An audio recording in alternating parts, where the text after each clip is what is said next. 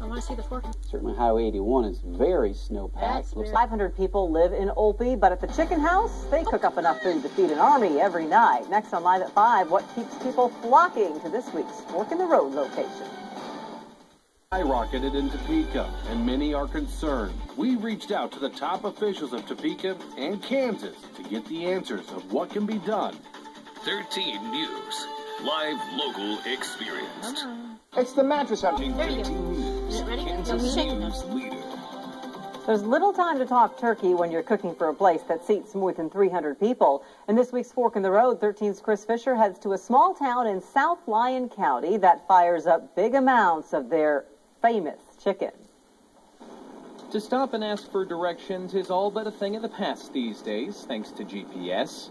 Back in the day, Emporia toll booth workers had to know 3 things in order to properly do their duties. That was how to take tickets, how to make change, and of course, how to tell people to get to Olpe, Kansas. 99 South. And the route was just as fresh in that worker's mind as the fried chicken she pointed many a hungry drivers to over the years at the Olpe Chicken House. The town is like 500 population, and we seat 325 in the buildings. It takes a small army to prepare for the day ahead when you've got a seating capacity like that. Before the rooster crows, the crew is already up, stirring and baking, breading, prepping, grilling, pressing, and even lettucing. Or making the salad, of course. It's probably 50 gallons of lettuce on the weekends. One big blender is what it is. It's a routine server Margaret Willie is more than used to. It's been a part of her life for the past 51 years. I can tell you what they drink, what their salad dressing is, what they're going to order, but I can't remember their names. But nobody cares what she calls them as long as the food is good. And Margaret's special relationship with the Chicken House's head cook ensures that nothing but the best keeps rolling out of the back. Well, once in a while he gives me a frown, but he does that to a lot of girls, too. But it's a friendly frown cast by Matt Willie, who happens to be Margaret's son. He started at the Chicken House as a dishwasher some 37 years ago. We bread chicken up, get the chicken going. It takes about 20 minutes to cook the chicken. Every month, 2,500 pieces of poultry are dipped, battered, and breaded from this very spot.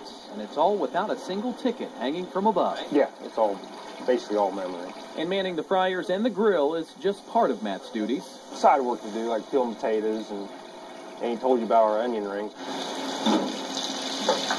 It's delicious. Can you tell? It's all over my face. They go through about 150 pounds of homemade rings a week.